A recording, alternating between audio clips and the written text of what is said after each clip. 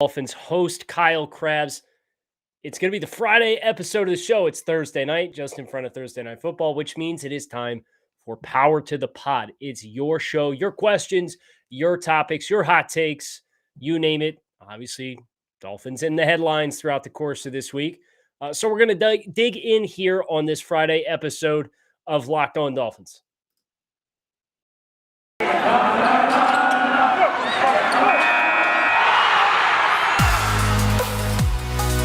Locked On Dolphins, your daily Miami Dolphins podcast, part of the Locked On Podcast Network, your team every day.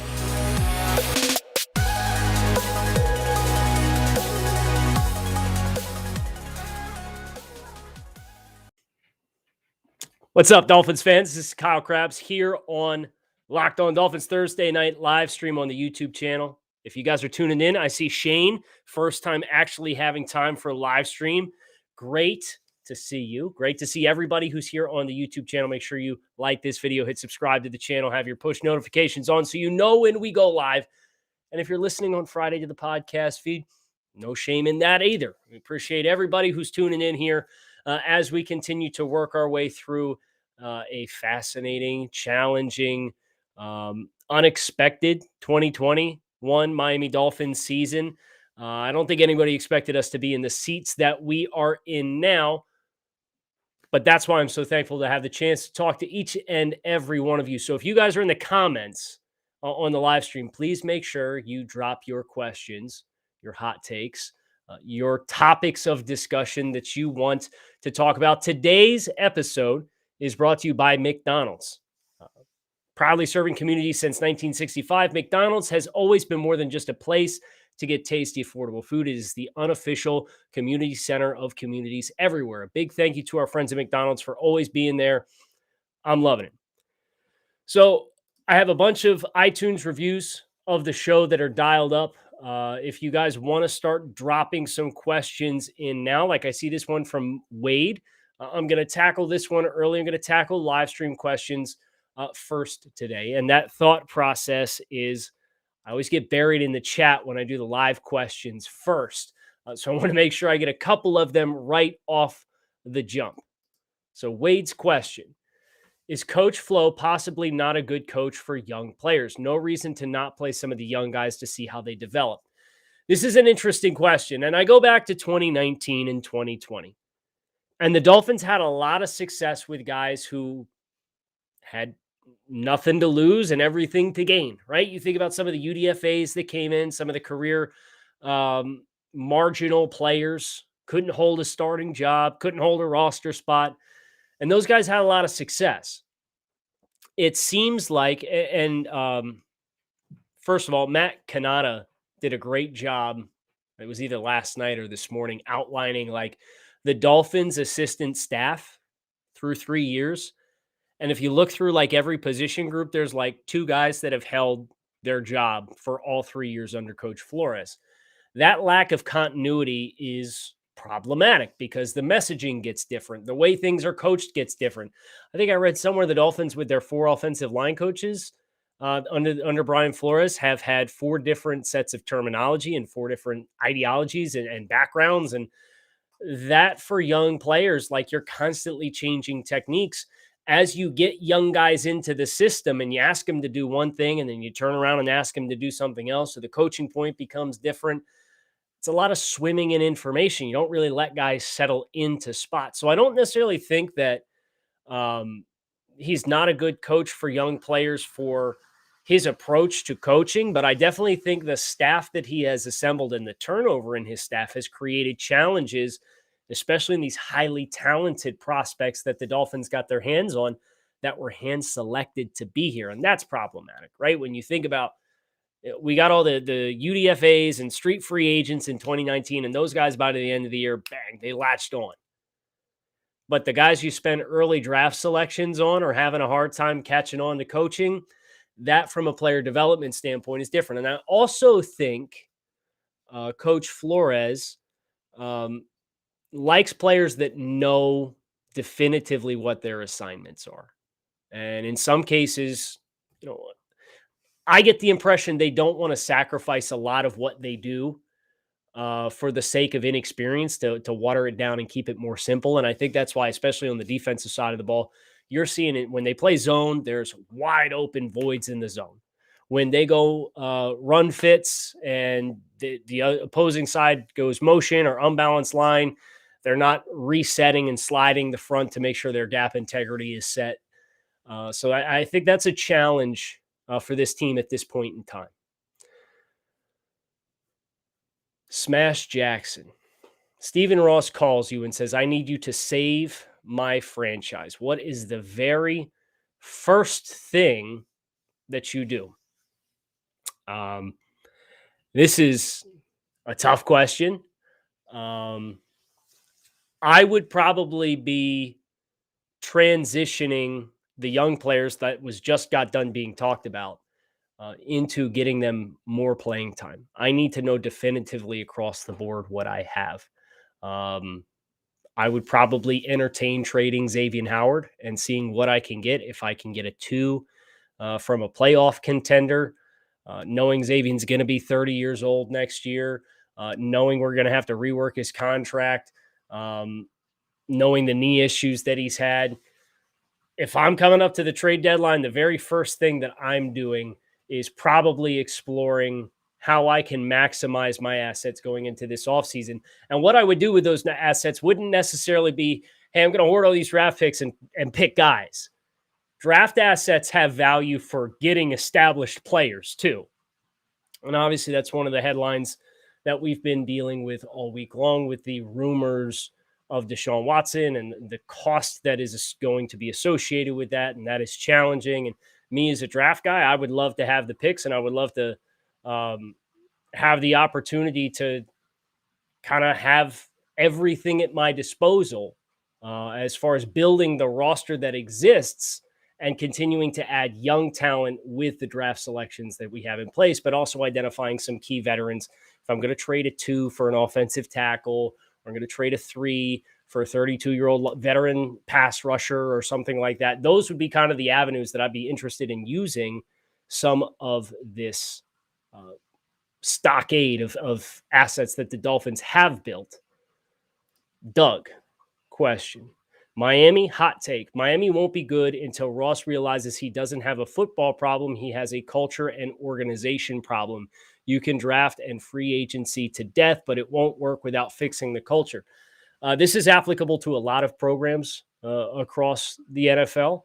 This is absolutely a true statement that if your culture is not good, you might have a good year, but your consistency year over year, your variance is going to be very high.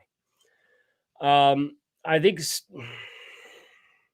look, I thought the organizational changes that the Dolphins did make back in 2019 were good in theory, and the sales pitch was strong.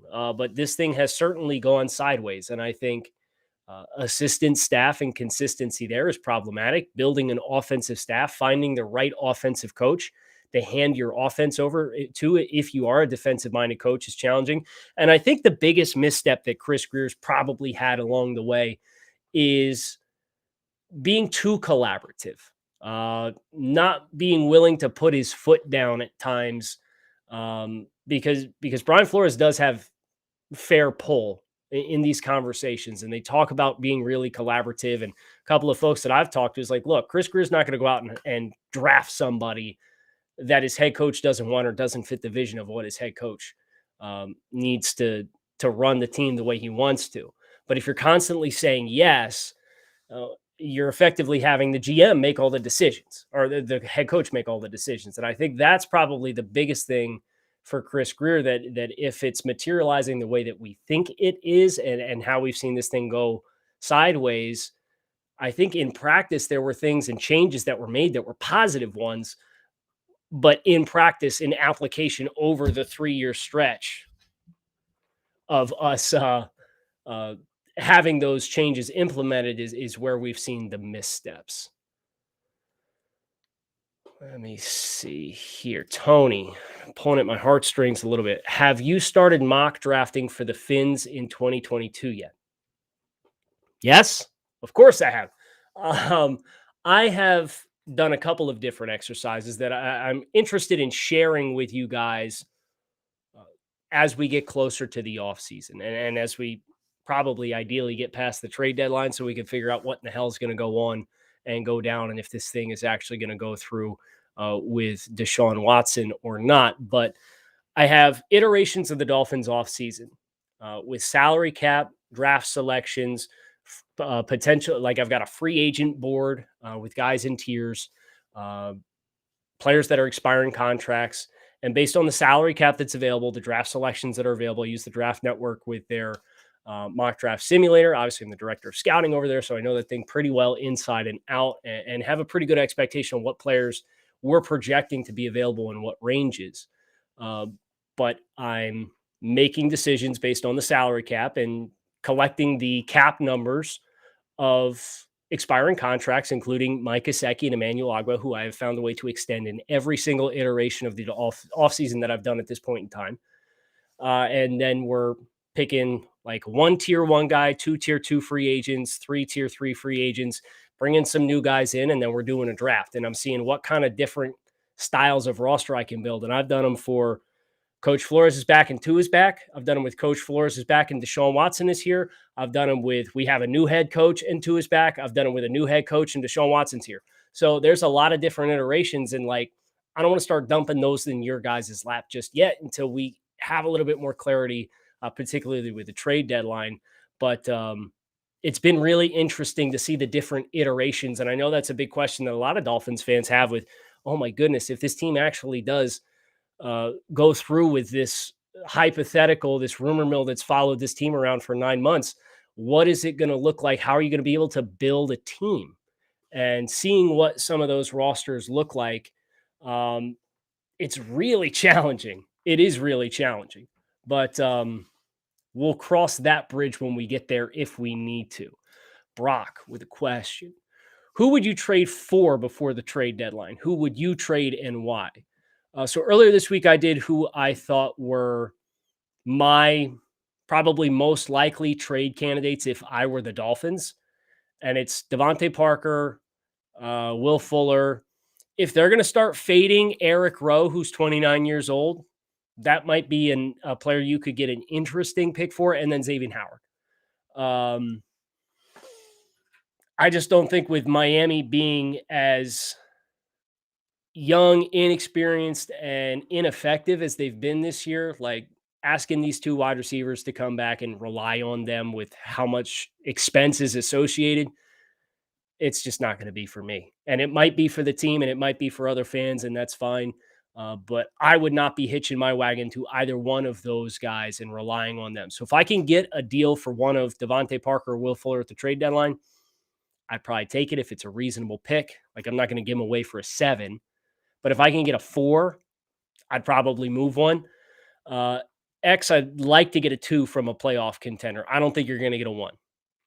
I don't, because teams know you're going to have to rework that contract in the offseason. I think the ship has sailed to kind of maximize that return on investment for the Dolphins. And that's kind of stinks, but it is what it is.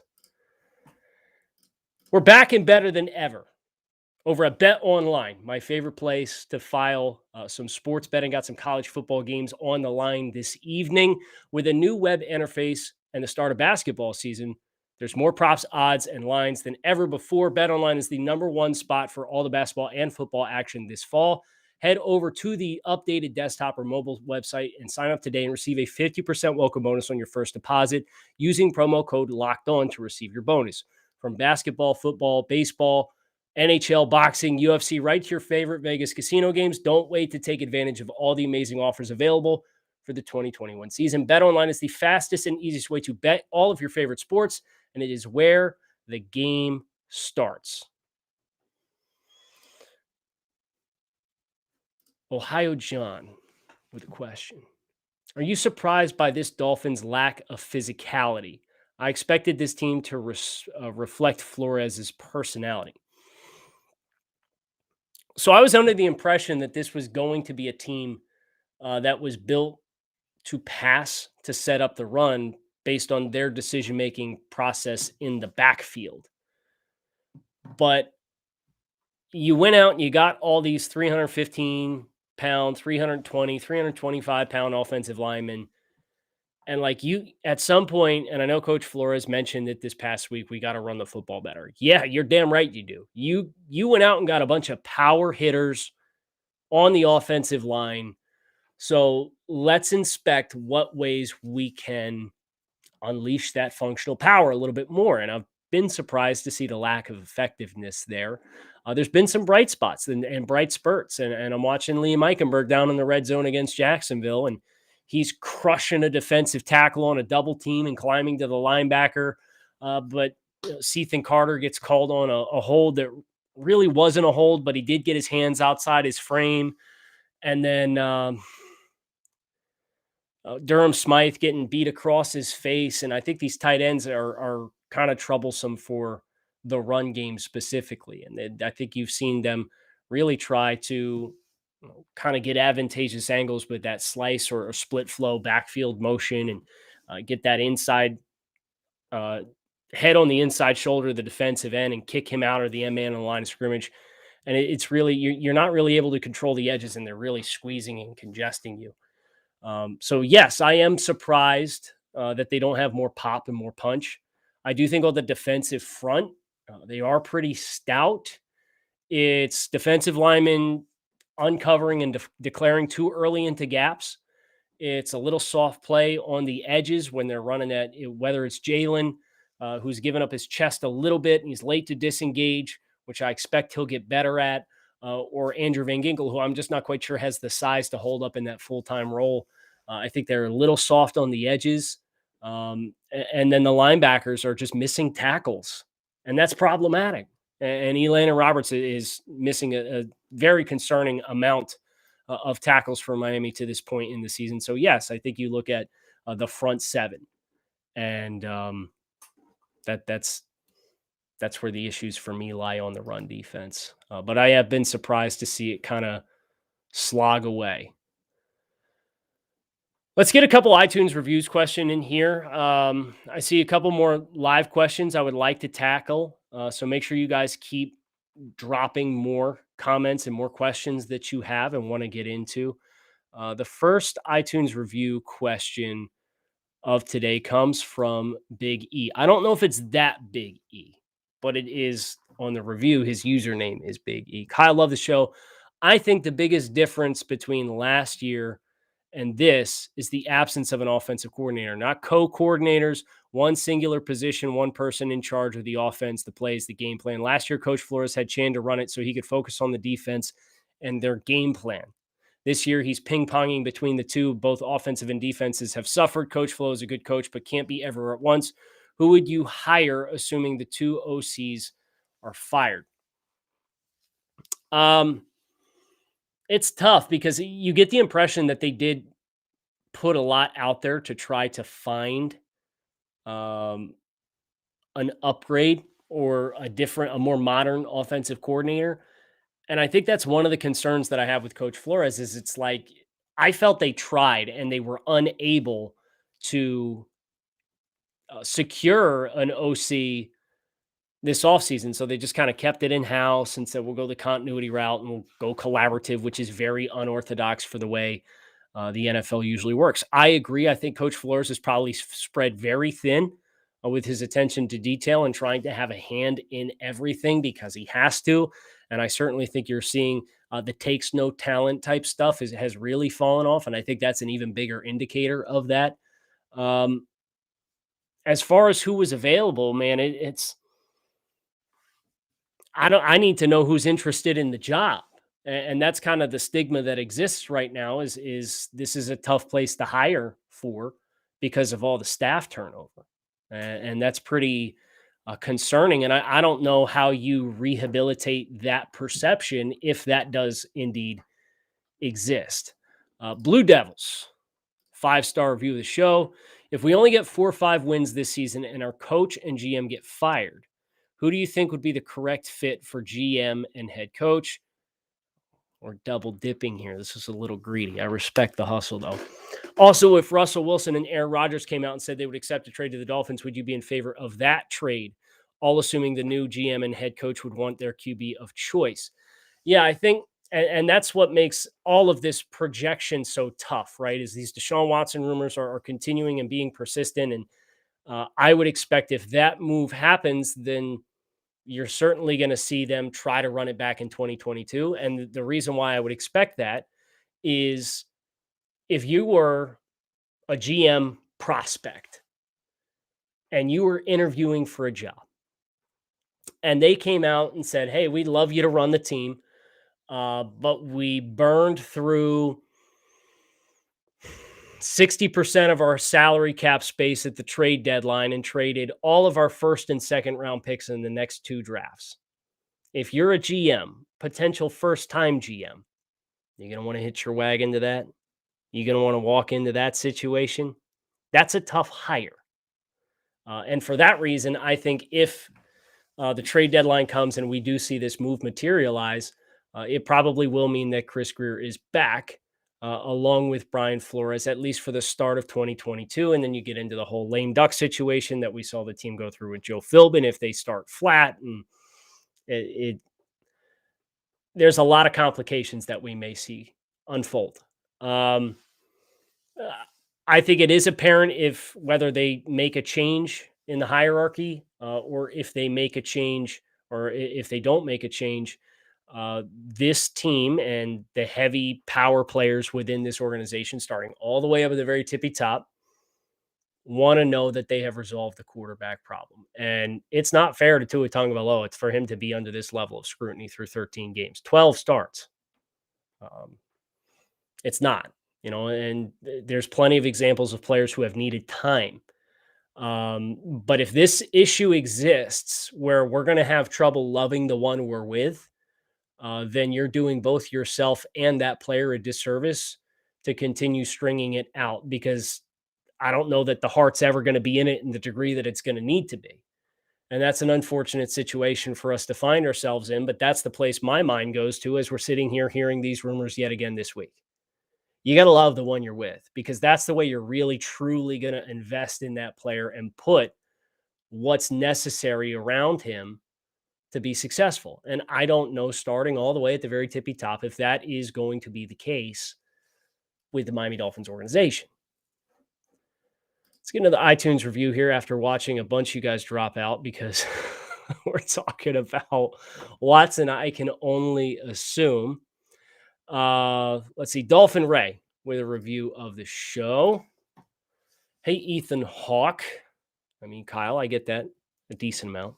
Heard Trent Dilfer say Tua is the best 4 verticals quarterback coming out of college he's ever seen. If that's the case and they truly want a full evaluation on him, why don't they put him in the shotgun, have him take a 3 or 4 step drop and try to hit Waddle down the sidelines?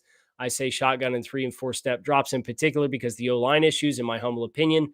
If people think Watson can come in here with this offensive line performing the way it has, they're going to quickly realize Tua wasn't the problem, because from what I've seen of Watson, he consistently takes more than 3 seconds to read and react to defenses he faces.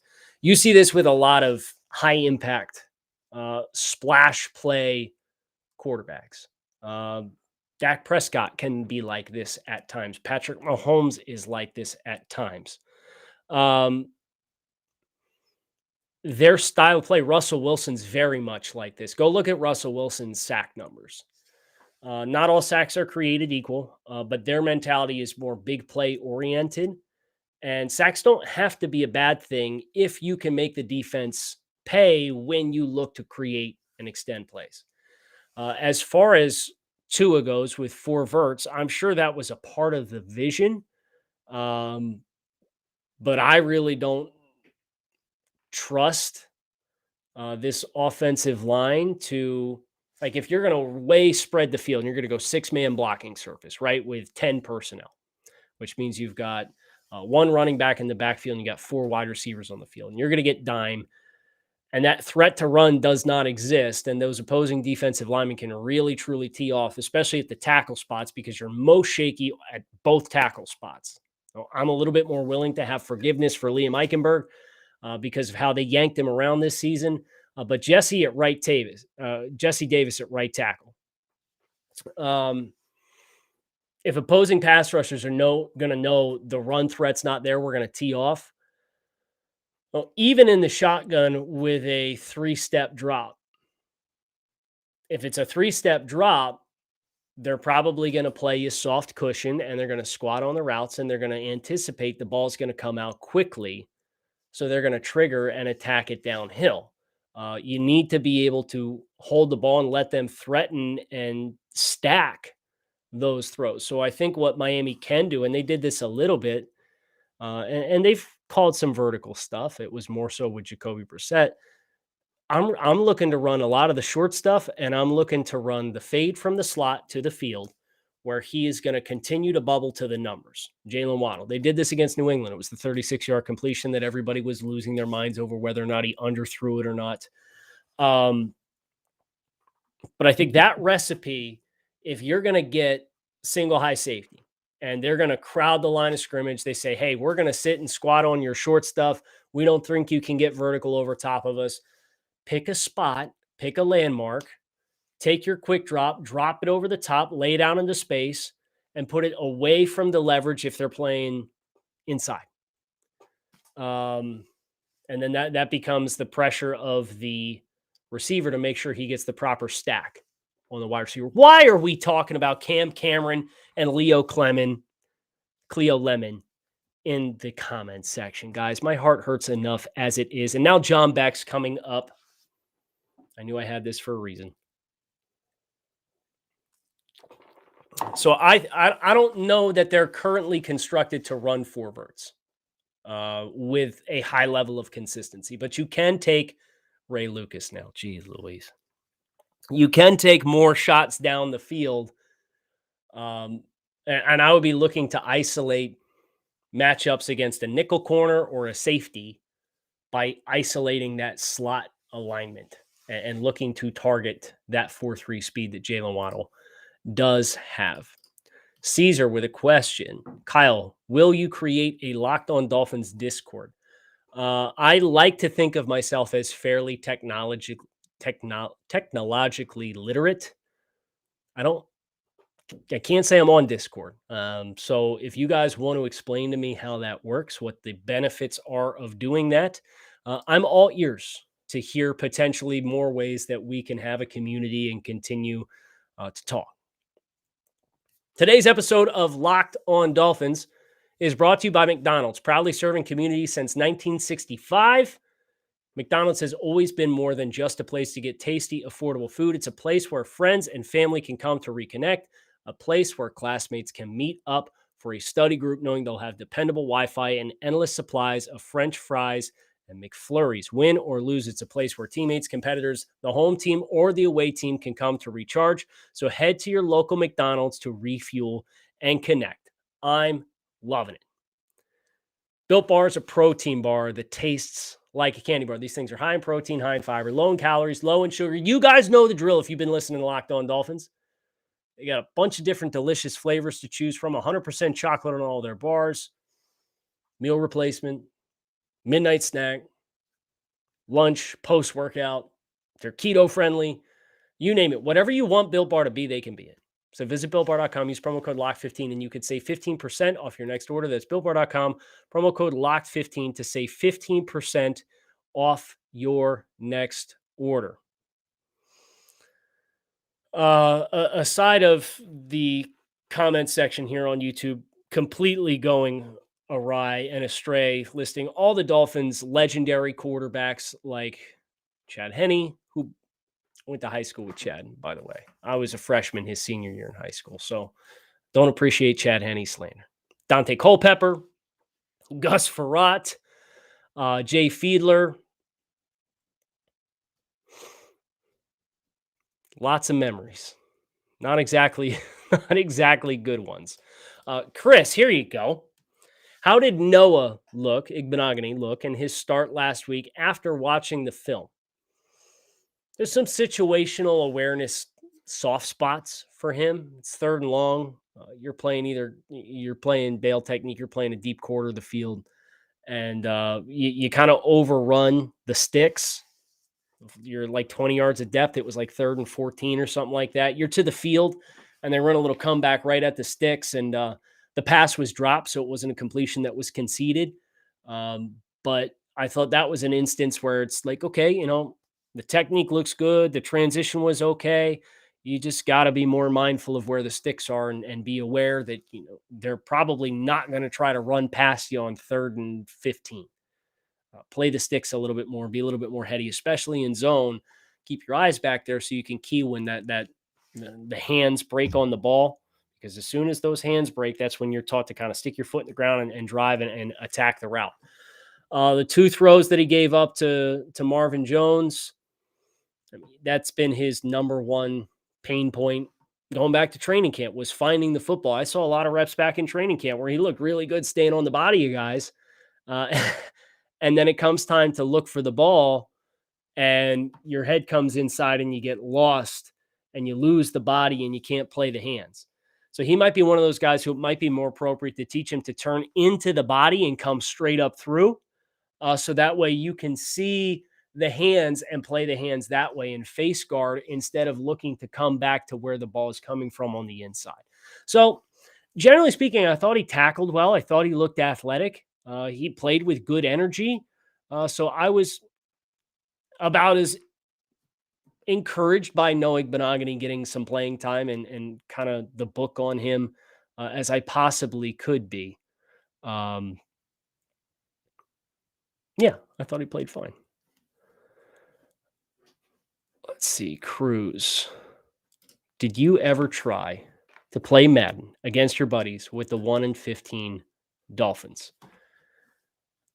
I've gotten kind of turned off to Madden for the fact that I refuse to play with other teams other than the Dolphins, and they haven't been fun to play with for a while, right?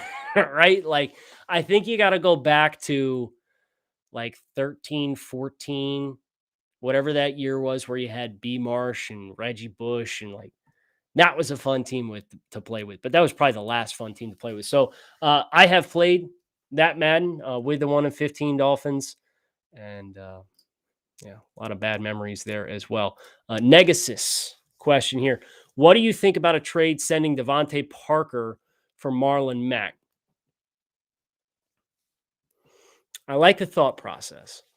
But here's my hang up and my issue with it. I believe, and I don't want to speak out of turn here, so let me make sure I look this up and can speak intelligently on it. Marlon Mack is an expiring contract. Marlon Mack is on a 1-year, $2 million contract. He's RB 4, 3 for Indianapolis. Devontae Parker's got several years of contractual control left. If you're going to trade for a guy if you're going to trade Devontae Parker for a player for player swap, I would want it to be a player who contractually I know is going to be in the building for an extended period of time, instead of effectively bringing him in to get a head start on a new free agent negotiation. So I think that's the hang up for me, that Parker, I think, is a more valuable asset because he's not coming off the injury that Marlon Mack suffered last year. I understand Devontae Parker's hamstrings are problematic from time to time, but that contract control is a big deal.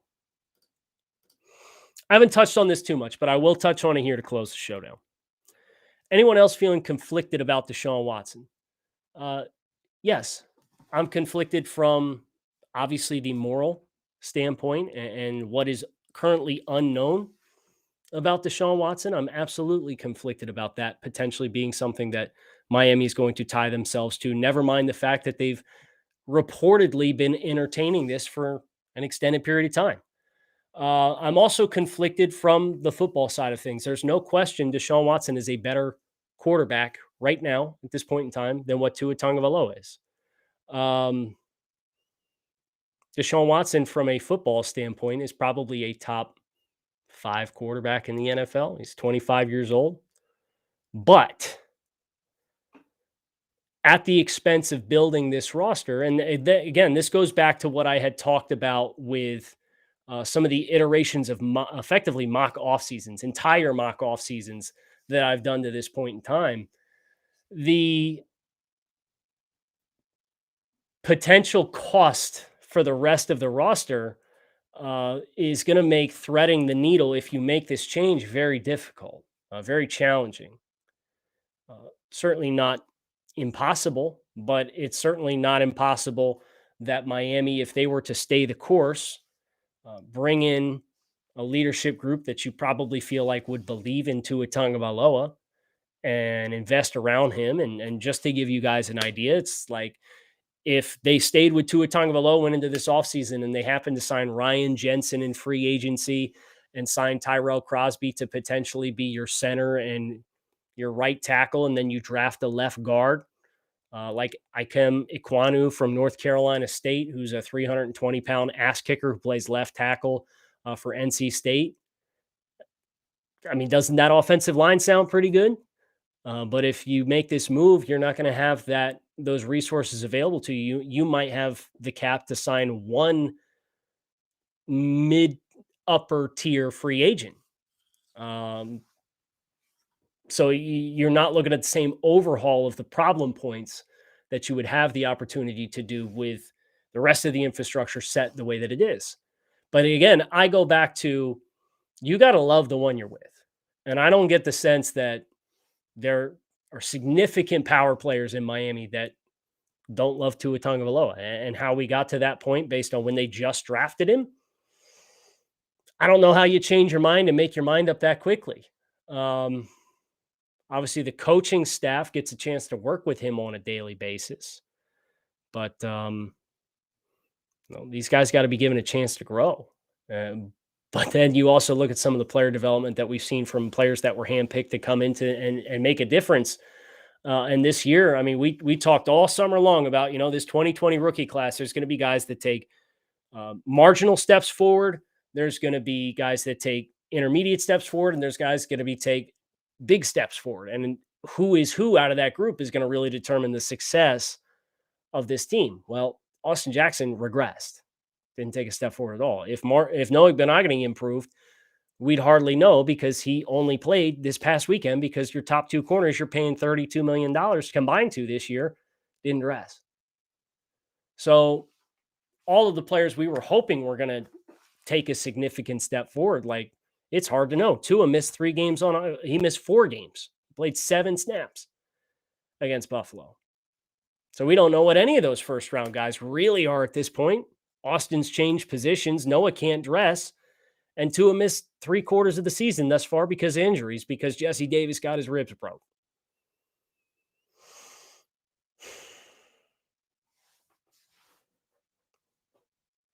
Cruz, I'm down in Delaware, man. You got to hit me up. My guy's saying he's from Philadelphia. Let's take one more from Octavio. Last question of the day, because Thursday Night Football. Got to go get my fix. If Tua stays, what's worse, a totally new system in OC or staying status quo? For me, it's staying status quo. I don't see favorable outcomes at all. If you've got your co-offensive coordinators back, and Brian Flores is back, and all of this whispering that's been happening, I think the worst thing you could try to do is pull the wool over your eyes and everybody else's eyes and pretend that it didn't happen. Say Deshaun Watson rumors never materialize. The worst thing you could do, in my opinion, is run it back and pretend it didn't happen. I think that'd be a disaster. Appreciate you guys tuning in, man. It's a great turnout. A lot of great comments, a lot of great questions, iTunes reviews, the live stream. If you're checking out YouTube, or if you're not checking out YouTube and you're interested, Locked On Dolphins is the channel name on YouTube. If you're checking out the live stream, please hit like, subscribe to the content, to the channel, get the notifications when we go live. We're going to try to do more of them. Been a little hectic around the house, and also from a mental health perspective with this team and what we've been enduring. Having a little bit more scripted environment is probably best at this point in time. But this offseason evaluation, or this in-season evaluation for all parties, is continuing. We obviously have the game against Atlanta this weekend. You're going to get a show on Saturday, so plan accordingly.